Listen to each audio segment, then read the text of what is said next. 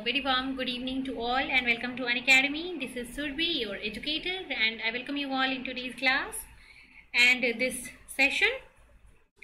So first of all, let me confirm once whether I am audible and visible or not. उसके बाद हम अपने session को start करेंगे. एक बार मैं कंफर्म कर लेती हूँ क्या मैं ऑडिबल और विजिबल हूँ.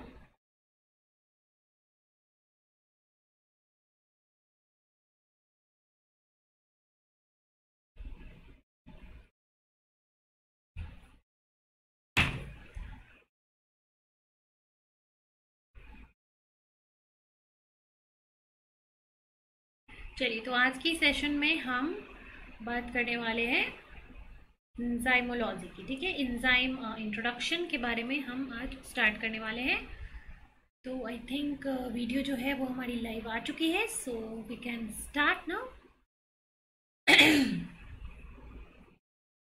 Yes, we can start now. So before starting the lecture, let me tell you a few important things related to Unacademy. Why you should join Unacademy? Unacademy के benefits क्या है? Unacademy का platform आपको क्या क्या सुविधाएं देता है.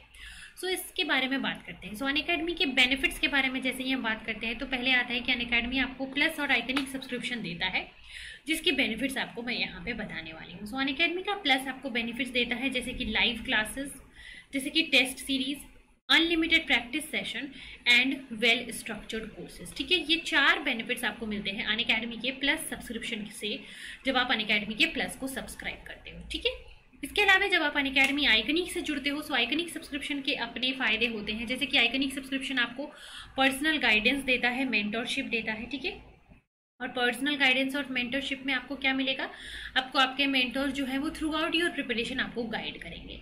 यहाँ पे आपको मिलेगा स्टडी प्लानर. ठीक है, स्टडी प्लानर आपको मिलता है.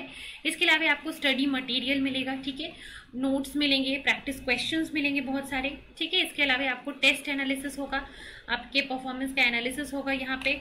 ठीक है, राइट, यहाँ पे टेस्ट एनालिसिस होगा आपका.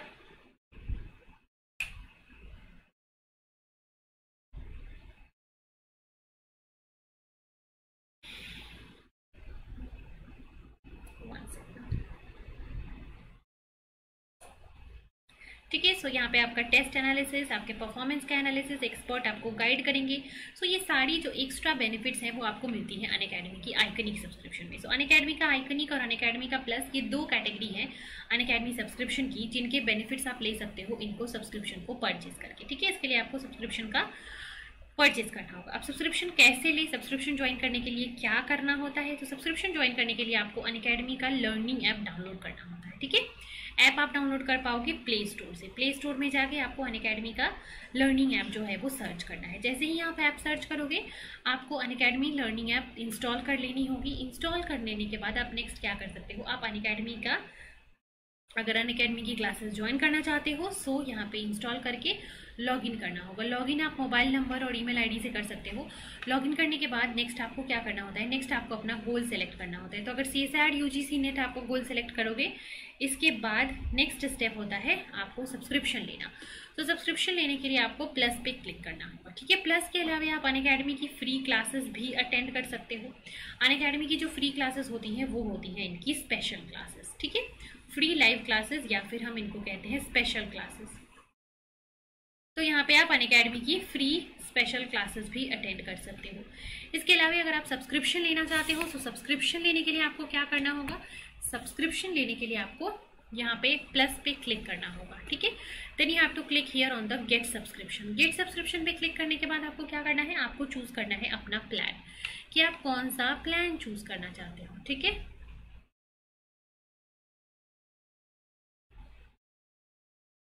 Choose your plan. ठीक है, प्लान अपना चूज करो. ठीक है, प्लान चूज करने के बाद आप सब्सक्रिप्शन ले सकते हो. प्लान चूज करने के बाद नेक्स्ट स्टेप ये आपको ध्यान रखना है कि आपको रेफरल कोड एंटर करना होता है यहाँ पे, और इस कोड को एंटर करके आप 10% ऑफ ले सकते हो. ठीक है, सो रेफरल कोड यहाँ पे Surbhi01 आपको यूज करना है, जिसको यूज करके आप Unacademy से 10% ऑफ ले सकते हो. ठीक है,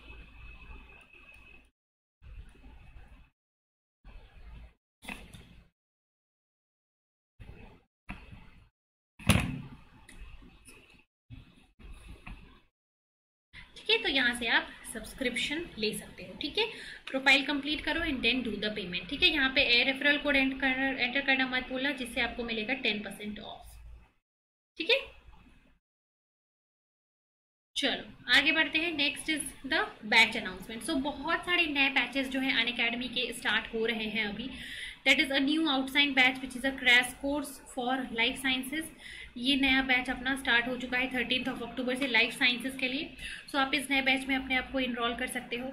इसके अलावा the complete batch course on Hindi and paper 1 ये स्टार्ट हो रहा है 27 अक्टूबर से। Another outside batch for management and paper 1 ये भी स्टार्ट हो रहा है 27 अक्टूबर से।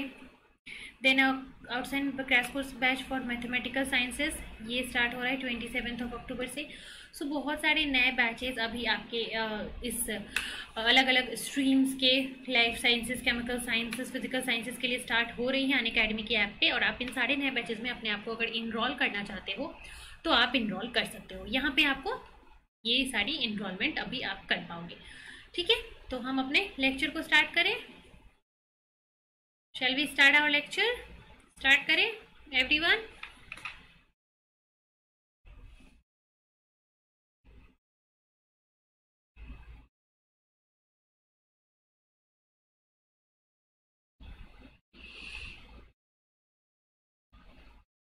ठीक है, चलो स्टार्ट करते हैं। एंजाइम्स, सबसे पहले हम एंजाइम का बेसिक डेफिनेशन देखते हैं। सो एंजाइम्स को हम बायो कैटलिस्ट भी कहते हैं। So it is a biological substance that initiates और that can increase the rate of a chemical reaction in a living organism. ठीक है,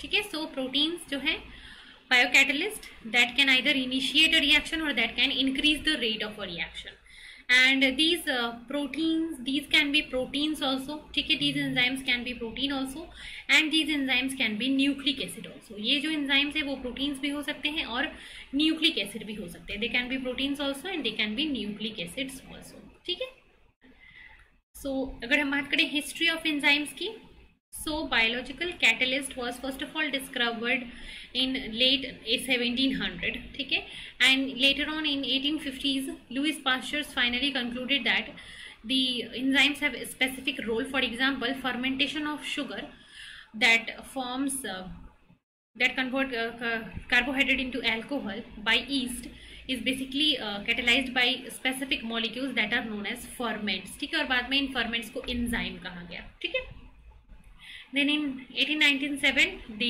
Bucknell scientist has discovered that cell free extract जिसमें कोई भी cell नहीं है बट सेल का metabolites है जैसे कि एंजाइम है, they could be able to ferment sugar into alcohol. ठीक है, ये शुगर को अल्कोहल में फर्मेंट कर पाता था। दैट मीन्स फर्मेंटेशन के लिए कंप्लीट सेल की जरूरत नहीं है, फर्मेंटेशन के लिए जरूरी है आपके सेल फ्री एक्सट्रैक्ट के अंदर जो एंजाइम्स है उनकी जरूरत है। ठीक है, उन एंजाइम की वजह से आप क्या कर सकते हो, उन एंजाइम की वजह से वो रिएक्शन होता है। लेटर ऑन द साइंटिस्ट पुह ने give the term enzyme to these molecules. ठीक है, इस एंजाइम को लेटर ऑन नाम दिया गया एंजाइम। ठीक है, now first enzyme to be isolated here is the urease. पहला एंजाइम जो कि आइसोलेट किया गया था वो था यूरिएज।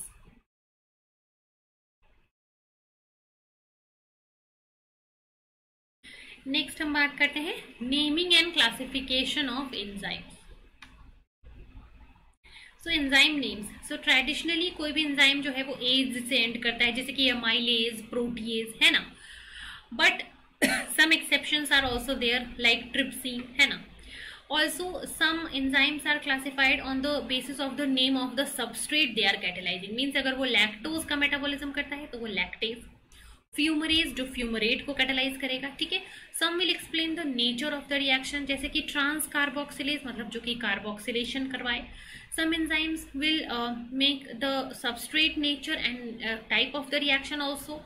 ठीक है, तो ये एंजाइम के क्लासिफिकेशन को देखा गया तो पहले अलग अलग एंजाइम के अलग अलग कैटेगरी के नोमेनक्लेचर थे। कुछ जो है वो बताता है कि सबस्ट्रेट क्या है, कुछ जो बताता है कि रिएक्शन क्या है, कुछ जो है बताता है दोनों चीज़ों को एक साथ में सो एंजाइम के क्लासिफिकेशन की जब इनिशियली बात की गई तो लैक ऑफ कंसिस्टेंसी देखा गया, मतलब कोई एंजाइम कुछ बता रहा है, कोई एंजाइम कुछ बता रहा है, कोई भी एक कंसिस्टेंसी नहीं थी आपके एंजाइम के क्लासिफिकेशन के लिए। ठीक है,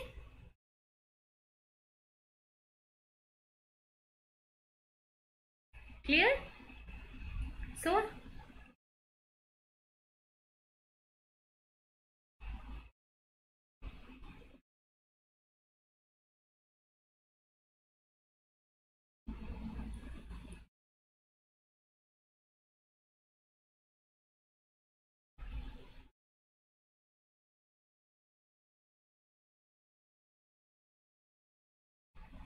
ठीक है, सो कंसिस्टेंसी नहीं है और इस कंसिस्टेंसी को करने के लिए एंजाइम का नॉमेनक्लेचर किया गया। Hello Abhishek, good evening. So there is a lack of consistency, why there is a lack of consistency you should know here. ठीक है, चलो। So based on that the International Union of Biochemistry appointment a commission, that is enzyme commission, EC। ठीक है, and this EC have designated different specific name to specific enzymes। ठीक है, सो enzymes को 6 different classes में करा गया, 1 2 3 4 5 and 6। ठीक है, 6 क्लासेस में डिवाइड किया गया एंजाइम्स को। ठीक है,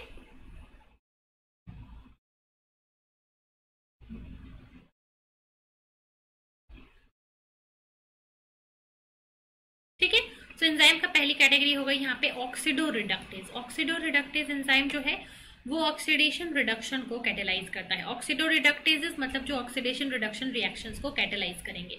दे will either transfer hydrogen atoms और they will transport oxygen atoms और they will transport electrons from one substrate to another substrate. So basically जो फर्स्ट कैटेगरी है वो क्या है आपकी ऑक्सीडो रिडक्टेज की, जो कि ऑक्सीडेशन रिडक्शन रिएक्शन को कैटेलाइज करता है। The next is transferase. ठीक है, ट्रांसफरेज क्या करता है? इट ट्रांसफर वन एटम और group of atom between 2 molecule. ठीक है, एक मॉलिक्यूल को दूसरे जगह पे या फिर दूसरे मॉलिक्यूल को तीसरे जगह पे जो ट्रांसपोर्ट है वो हमारे ट्रांसफरेजेस करते हैं। ठीक है, transferases will transfer an atom from one group to another group. तो ये है बेसिकली ट्रांसफरेजेस का रोल।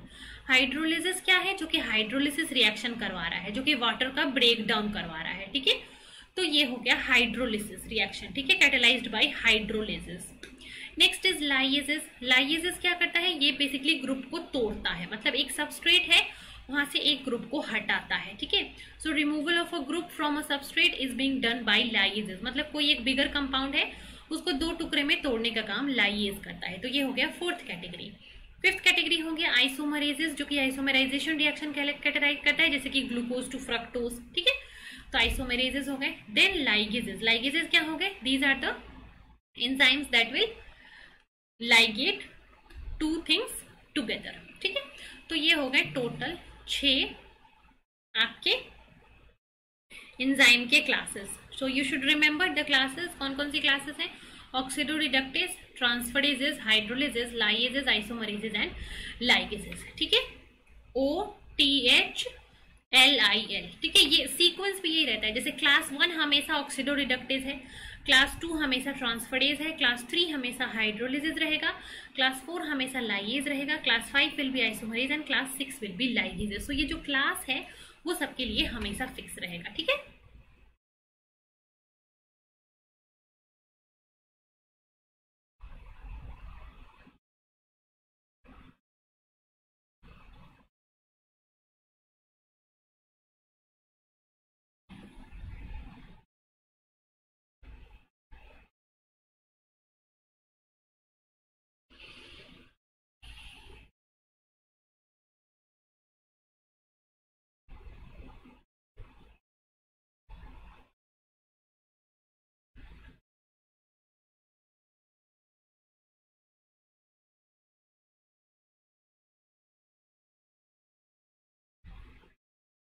ठीक है, सो ये हो गए 6 क्लासेस ऑफ एंजाइम्स। ठीक है,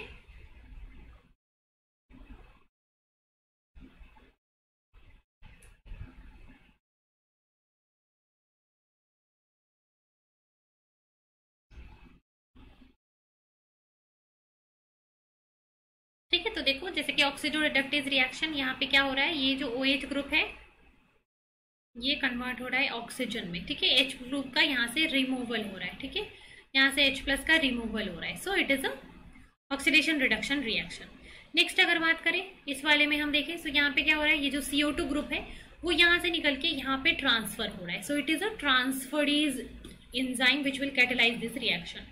ठीक है, तो एग्जाम्पल के साथ आप यहाँ पे देख सकते हो, हाइड्रोलिसिस मतलब जो कि वाटर का हाइड्रोलिसिस कर दे। ठीक है, वाटर को H+ और OH- में कन्वर्ट कर रहा है। H+ जो है इसके साथ बाइंड कर रहा है, OH- जो है वो इसके साथ बाइंड कर रहा है। सो ये बेसिकली हाइड्रोलिसिस करता है वाटर का। ठीक है, लाइसिस के अंदर क्या होगा, बेसिकली दो बॉन्ड जो है तोड़ दिए जाएंगे। यहाँ से ये बॉन्ड टूट जाएगा, एक ये कंपाउंड हो जाएगा और ये एक कंपाउंड हो जाएगा। ठीक है, so it is the lysis enzyme जो कि बेसिकली क्या करेगा, ब्रेक डाउन करेगा। ठीक है, चलो आइसोमेरेजेस क्या करेंगे, एलेनिन को एल फॉर्म से डी फॉर्म में कन्वर्ट करेंगे, फिर ग्लूकोज को फ्रक्टोज में करेंगे। सो ये बेसिकली आइसोमेरिज्म है। ठीक है, देन लाइगेसिस क्या करेगा, सिंपल, ये एक कंपाउंड है, ये एक कंपाउंड है अमोनिया, इन दोनों को क्या कर रहा है, ये लाइगेट कर रहा है, एक साथ जोड़ रहा है। So it is the ligase enzyme. ठीक है, this is the these are the 6 classes of enzymes। ठीक है, ये क्या है, ये 6 classes of enzymes है।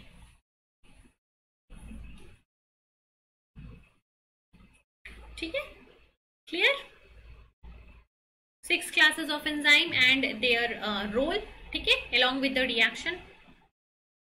ठीक है,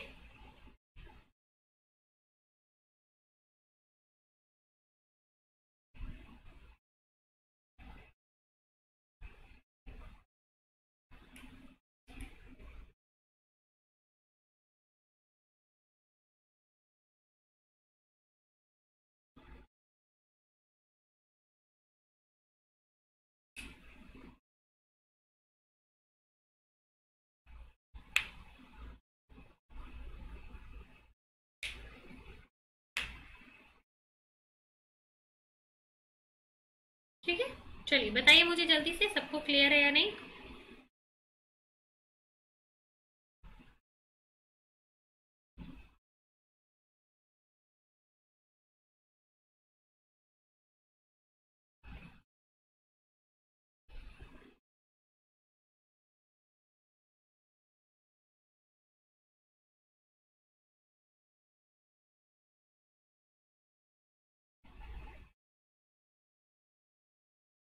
ठीक है, क्लियर एवरीवन, बताइए मुझे कमेंट के अंदर।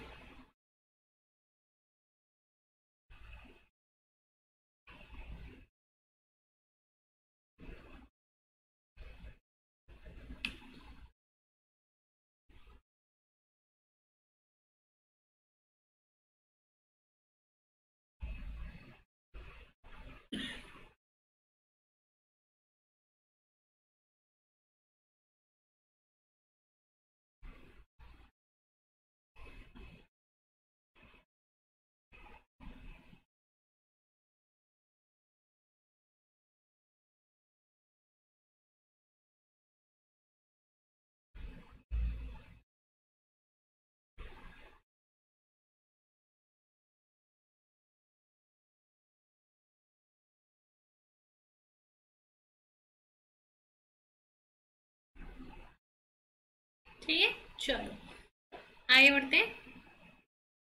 So the enzyme commission has assigned specific name to each enzyme। ठीक है, so the first number उसको 4 कोड दिया जाता है, A, B, C and D। ठीक है, ये 4 कोड दिए जाते हैं, जहाँ पे जो फर्स्ट डिजिट है वो क्या बताता है, the main class of the enzyme. ये जो 6 क्लासेस हैं वो ये 6 क्लासेस बताते हैं आपके first number.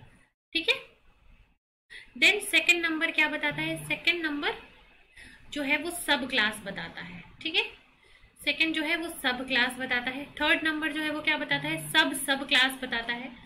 Then fourth number क्या बताता है, वो आपको एक आर्बिट्रली असाइंड नंबर बताता है। ठीक है, सो 1 2 3 4 4 नंबर से किसी भी एंजाइम के नॉमेनक्लेचर को बताया जाता है। ठीक है,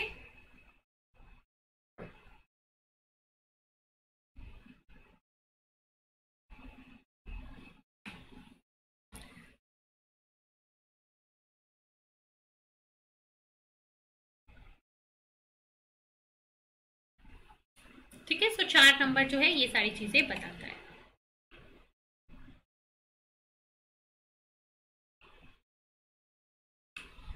ठीक है, चलिए आगे बढ़ते हैं। फिर नेक्स्ट बात करेंगे कोफैक्टर्स की बात करेंगे यहाँ पे। ठीक है, so the enzyme कैटलाइजेस a wide variety of chemical reactions. ठीक है, एंड दीज एंजाइम्स बेसिकली कोई एंजाइम जो है, कुछ एंजाइम में उसकी एक्टिविटी को रेगुलेट करने के लिए there are some non enzyme part, कुछ नॉन एंजाइम पार्ट होता है और उस नॉन एंजाइम पार्ट को हम कहते हैं कोफैक्टर्स। ठीक है, so there are different cofactors and these cofactors can be inorganic molecules like inorganic metals, iron, magnesium or manganese, or they can be some organic or metallo-organic compounds। ठीक है, ये जो हमारे कोफैक्टर्स हैं वो इनऑर्गेनिक मेटल हो सकते हैं। ठीक है, या फिर वो कोएंजाइम्स हो सकते हैं, right. So inorganic metals can be iron और मैग्नीशियम और manganese, and then organic metallo organic can be there। ठीक है, then some common examples are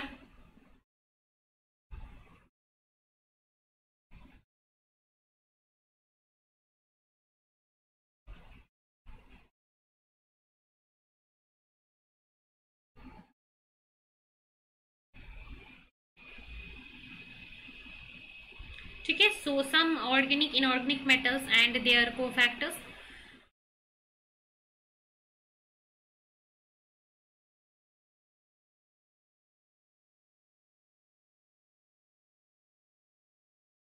ठीक है, so copper plus is there, copper is the cofactor for enzyme cytochrome oxidase, then iron is there which is the enzyme for cytochrome oxidase, catalase and peroxidase। ठीक है, then K plus it is the cofactor for pyruvate kinase, then magnesium is the cofactor for hexokinase, it is for glucose 6 phosphatase and pyruvate kinase, then manganese is the one जिसका cofactor क्या है, ribonucleotide reductase, then molybdenum किसका है, डाइनाइट्रोजनेज का, then निकल किसका है, urease का, सेलेनियम किसका है, ग्लूटाथायोन पेरोक्सिडेज का, देन जिंक प्लस किसका है, कार्बोनिक एनहाइड्रेज के लिए। ठीक है, सो ये सारे हो गए एंजाइम्स के कोफैक्टर। तो ये ध्यान रखिएगा कौन से ये सारे जो एंजाइम्स है इन सब के ये कोफैक्टर है, बिकॉज इस पे डायरेक्ट क्वेश्चंस आता है कि किस एंजाइम का कोफैक्टर क्या है, इसलिए just keep in mind these all cofactors and their enzymes. ठीक है, क्लियर।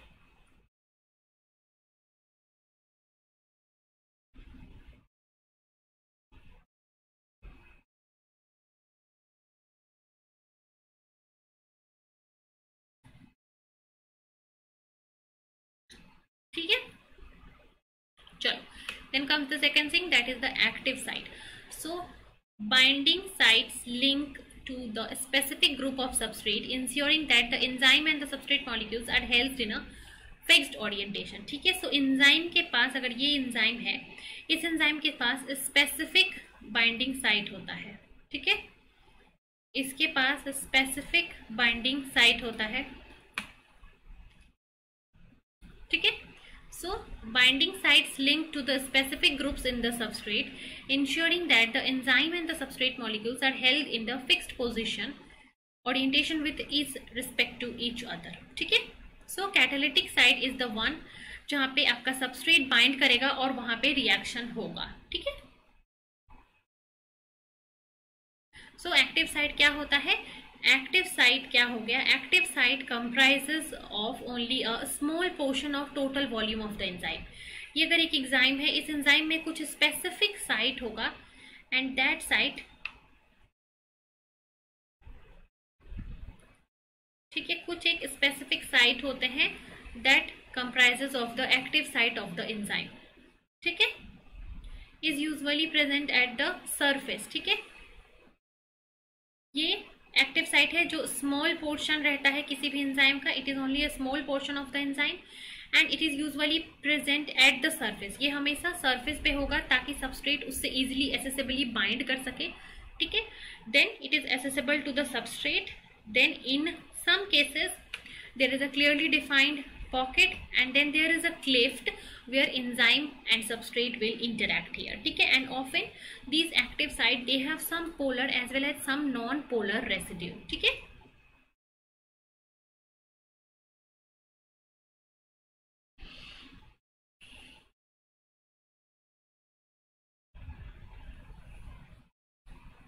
ठीक है. So it includes both polar and non polar amino acid residues.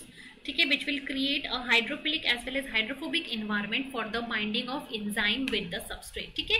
So active site के ये आपके टोटल 6 स्पेसिफिक क्या हो गए, प्रॉपर्टीज हो गए. That it comprises only a small portion, it is present near the surface, it is easily accessible for the substrate. ठीक है. It has a specific binding pocket for the substrate and it has both polar and non-polar amino acid residue. ठीक है. So these are the 5 properties of active site. ठीक है. ये 5 properties हो गए आपके active site के. So I hope it is clear to everyone.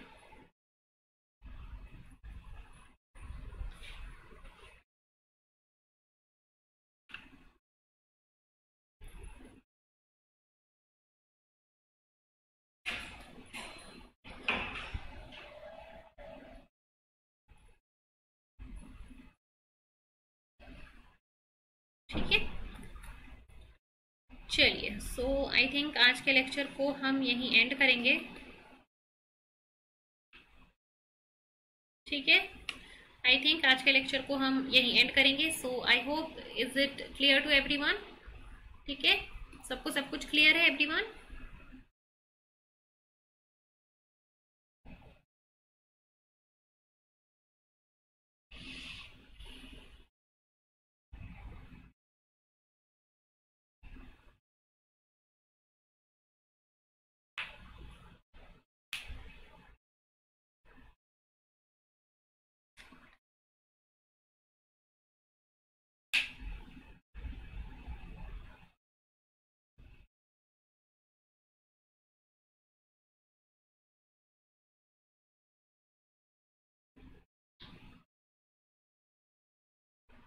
ठीक है.